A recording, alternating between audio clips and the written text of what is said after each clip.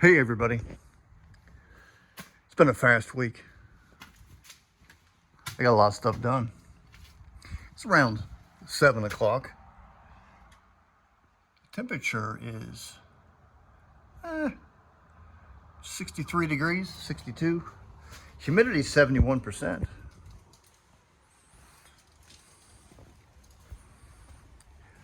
The list changed just a little bit. Got a nice donation 3-4 days ago. I do appreciate that very much. No Wasp Majors or J-47s yet, I'm sorry to say.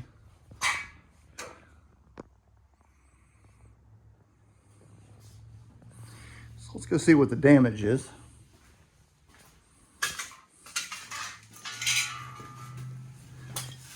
Been working on the Curtis Wright electric propeller control box. I've gone around with these quarter turn fasteners and put the sockets in. There's 10 of those. Position these, I guess, relays where they should be. Made this ECM box, or it's an ECM power box. It's actually a modified ECM box, which I'll explain in a minute. On all of the B-36s, from the A to the J, there was ECM down here. It was called the general ECM arrangement. They were different block numbers. The H model that I'm trying to replicate would have had a block 2. If you look at the J model, I think I might have explained this in other videos, but the J model handle, or the handrail, it goes out like that and it comes down because they extended this bar out so they could put more equipment down there, which actually overlaps onto this step right here. So they've got this fairing here so you don't step on that box. But there's stuff like APT4 here and APR9, stuff that I could get the receivers to it, but I can't get the transmitters because, to the best of my knowledge, having stuff like that is a violation of federal law because it doesn't really give any clause in U.S. code for having the stuff being non-functional or not. It just says having it. But actually, it doesn't say ban possession. It's the sale or the transfer or the advertise for sale. But a lot of that stuff is still classified, so I don't think I'll even stumble upon it one day. So it doesn't really matter because we're not going down that far. Maybe a lot cooler if we could. So this is the ECM power box. This is what the H models would have looked like. The J model was a little bit different because in order to get this big ECM rack that you can see on 52220 and 217, they installed a brace that went from here and it curved out, or actually it was at an angle, and it came out through here, and there was a pivot point where that thing mounts. In order to have room for that to do, they couldn't move this complicated box over, so they moved this box over. And when they did that, the screw areas wouldn't work, and they'd go into this beam, or they would hit that beam. So what they did was they moved this over about 1.5 inches or so, and then they simply positioned these vertical so these could go right into the that beam there, or I actually think they slipped around on the other side. But anyways, also on the J model with the, I guess the group 4 ECM is on the H, it will curve like that, whereas on the J, it curves out, or it goes straight and then curves in.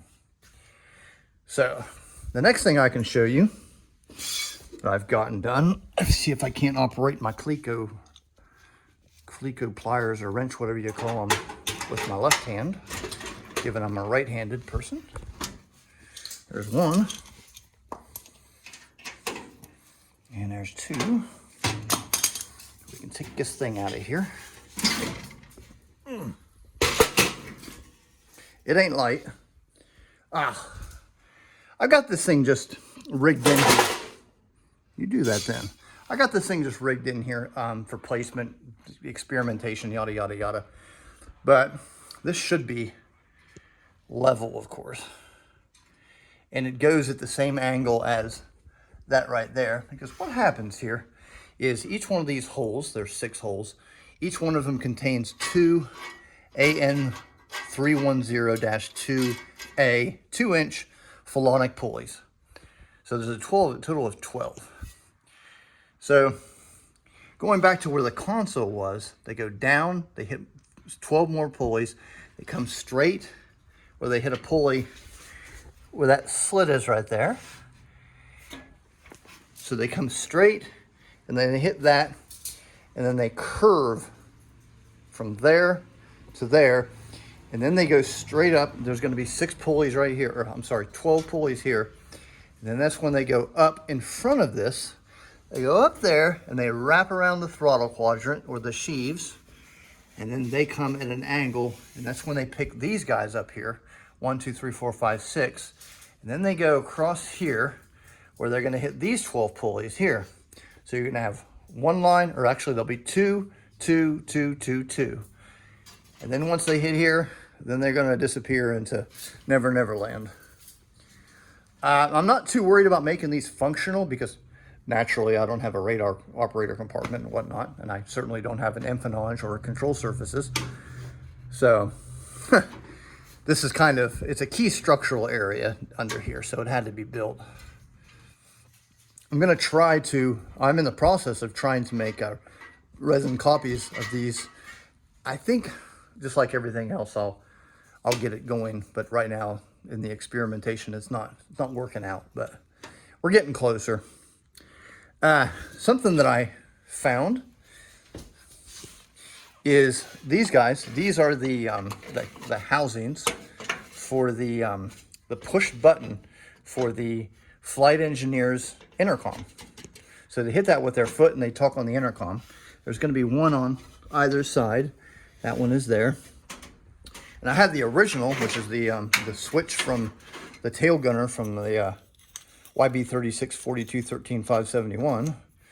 Just like everything else in life, if I have it here, I can make an identical copy of it, or as close as I can get it. But no engineering to be done there.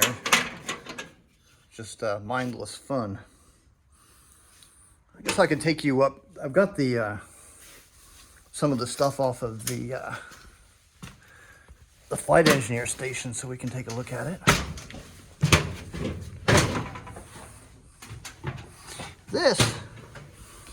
This big guy right here, this big housing, he's going to have circles here because there's going to be a 1 1/4 inch rod that goes shaft that goes all the way across.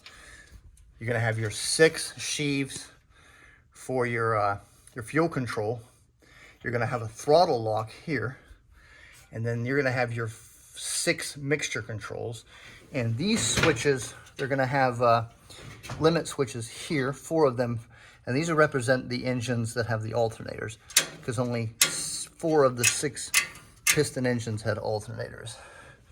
So you're going to have your 6 sheaves here, and they're going to go straight down into there, and then hit those pulleys and go that way. And the other ones are going to come up from that hole. They're going to come straight up into here and hit their sheaves. Someday. We're getting closer. When I get these 2 structures done down here and get them tied with control rods, tie rods, whatever you call them, I'm going to start working on this bad boy here. And also going to do all the pulleys down there once I get the resin thing figured out. That's about it, I think. I keep getting asked if this thing's going to fly. The B-36 had a 230-foot wingspan, it had a 185-foot long fuselage. The fuselage diameter alone was 12'6". The vertical stabilizer stood 50 feet in the air. The empty weight of the B-36 was 165,000 pounds. This thing's never going to fly. It's common sense. But, you know, it is what it is. I'll see y'all next time.